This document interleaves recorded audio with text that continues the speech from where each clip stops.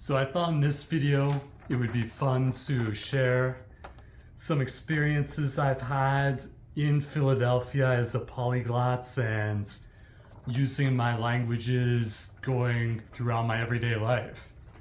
So most of these stories are from the last 6 months, so mostly in the second half of 2023. It's 2024 now, January, but most of these happened in the last 6 months in 2023 in Philadelphia or around Philadelphia. So this is kind of a snapshot of the people I'm running into and the languages I'm running into.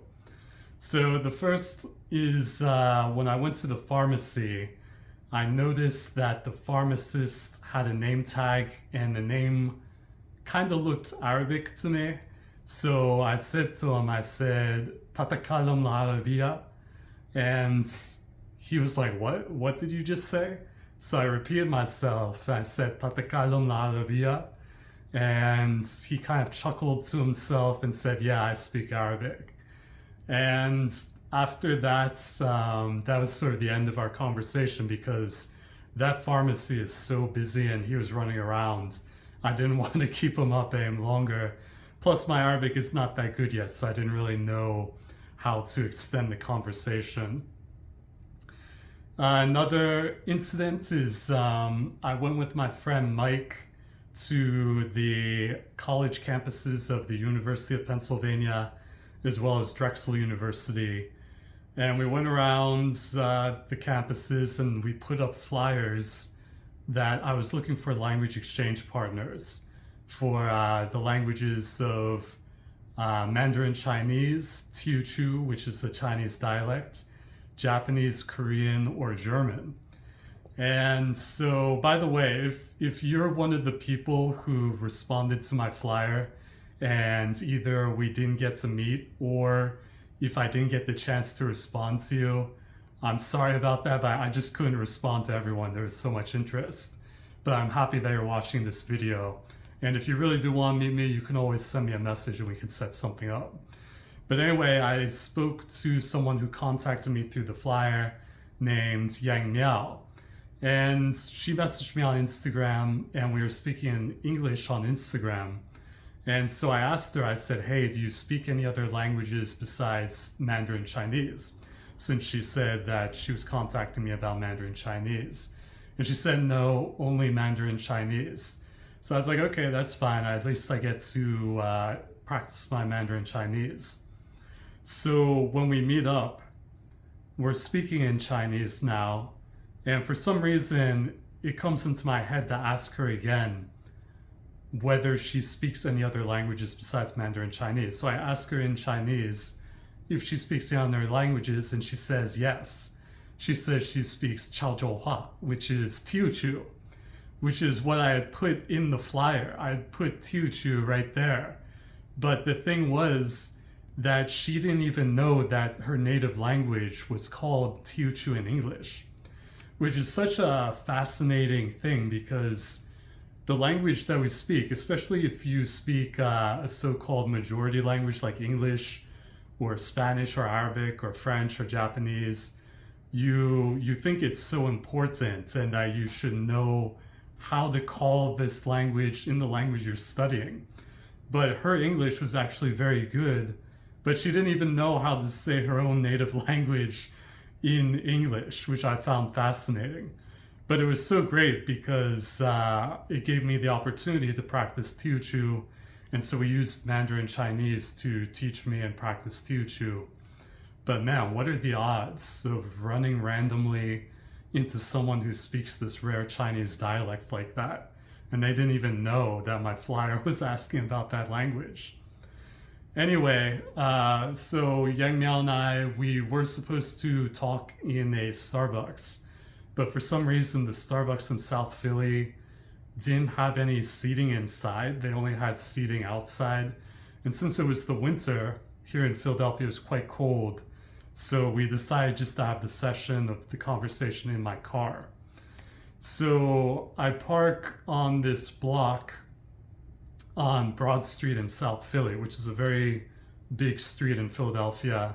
But for some reason, this block didn't have any signs about paying for parking, which is kind of unusual because Broad Street, like I said, is a very big street, major avenue. But while we're sitting having the session speaking in Chinese, a woman comes up to the passenger door car. So I roll down the window and she starts asking about the parking regulations and how to pay for the parking. And as she's talking and Yang Miao is responding to her, I noticed that she's wearing a hijab, and so, which is like a head covering. And so I say to her, I interrupt the conversation and I say, "Takalamin la Arabia," and "Takalamin la Arabia," and she was like, "Yes, I speak Arabic." And I was like, "Oh, nice." And I just let them go back to speaking about the parking, and eventually she left. And so as I'm sitting there talking to Yang Miao again now in Chinese, Yang Miao asked me, she was like, "Were you speaking in Spanish?" I said, "No, Arabic." And she was like, "Whoa," like, and I thought that was so cool just to be able to say that I was speaking in Arabic, since Arabic is kind of an exotic language. So the next incident was I found a cell phone in a shopping cart outside of an Asian supermarket. And so the phone had like a lock screen on it, but I could see the lock screen was written in Spanish. However, I couldn't make any phone calls with it. I couldn't see anything except the lock screen. So I knew that I just had to wait until someone called the phone, and then I could pick up and speak to whoever called and try to get the phone back to the owner. So I take the phone home with me, and like later that night, many hours later, the phone rings. So I pick up the phone and I answer in Spanish. I'm saying like, "Hola," but no one is responding. And eventually I'm like, "Puedes escucharme?"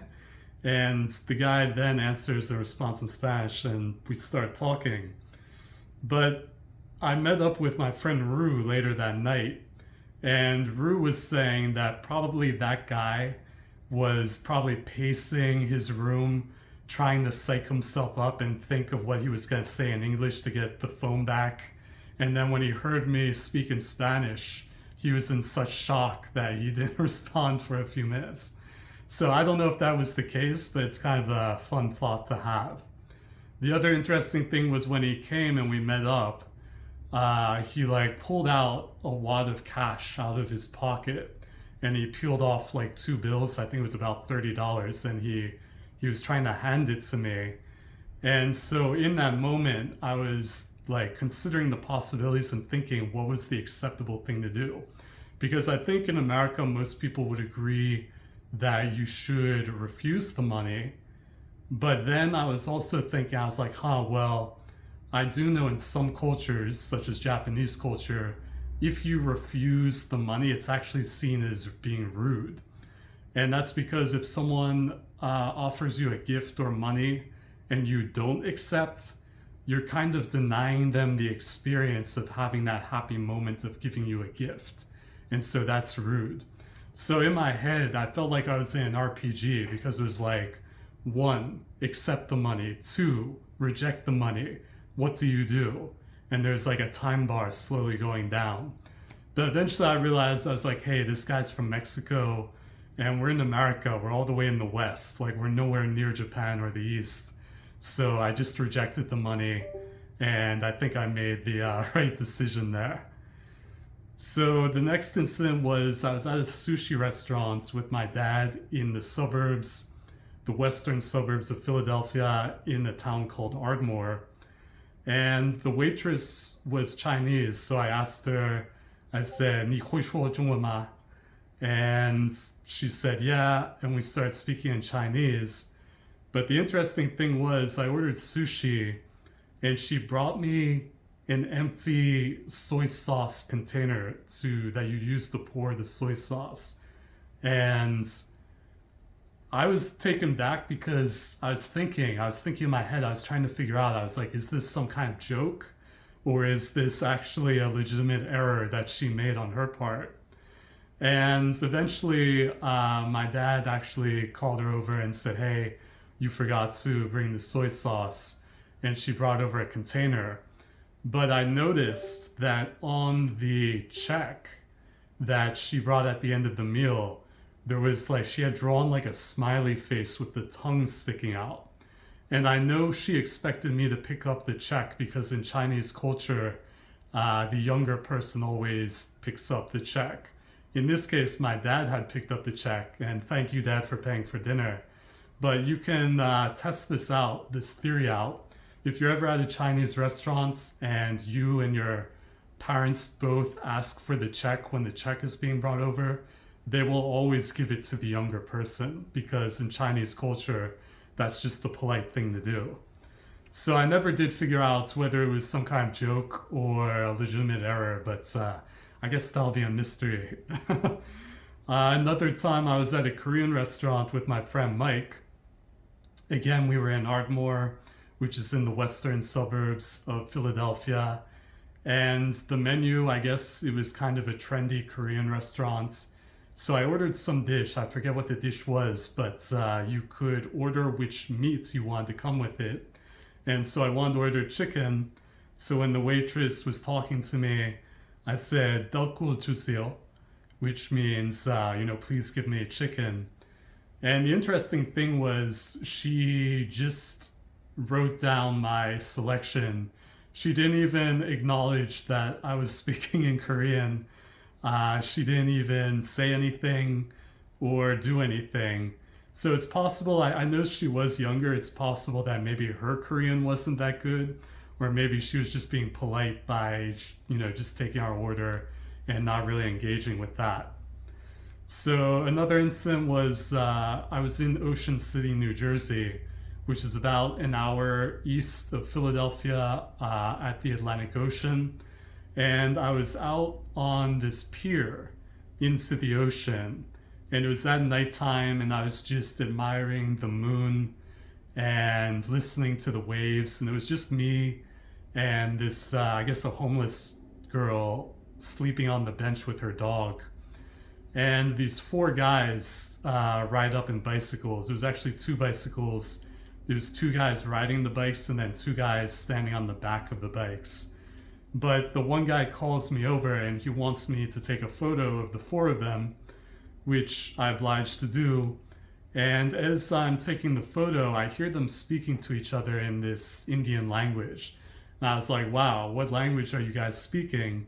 And they told me they were speaking in Bengali. And I was like, wow, that's so cool because I'm studying Sanskrit, which is like the old language of India. And actually, they didn't know what I was talking about for a few minutes until one guy finally was like, "Oh, Sanskrit, yeah, I know what you're talking about now." And then he explained to the other ones what it was.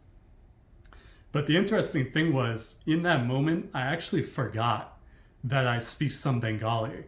And that was such a missed opportunity because if I had remembered, I could have said to them, I could have been like, "Komonacho, balo ashi."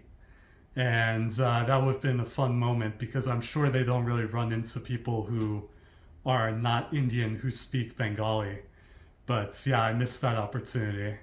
So last incident I'll go through was on New Year's Eve. I went to a bar here in Fishtown in Philadelphia called The Garage. And I went with my friend Rue. And we went in there and we sat down and were just talking to each other. I don't drink alcohol anymore, so I was just sitting there kind of enjoying the vibes of the place. And I was talking to my friend Rue, and this girl comes up to us and starts speaking to me. And she's asking me, she says, "Are you Italian? Because you look Italian." And I don't know if I look Italian because as far as I know, I don't have any Italian ancestry. But when she was asking me if I were Italian, I should have just been like, "Posso parlare italiano?" And I think that would have been cool just to have been able to like rattle off some Italian and like pretend that I was Italian. So yeah, that was another missed opportunity. But the more that I talk about and think about now, I realize I can correct myself in the future. So if I ever do get these chances to speak either Bengali or Italian, I'm definitely going to take them. So that's it. There were other situations and incidents where I used foreign languages, but I feel like I've spoken enough for this video.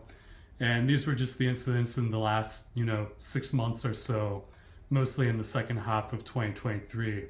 So I hope you enjoyed hearing about these stories, mini stories about using foreign languages as a polyglot living in Philadelphia in 2023. And yeah, thank you so much for listening.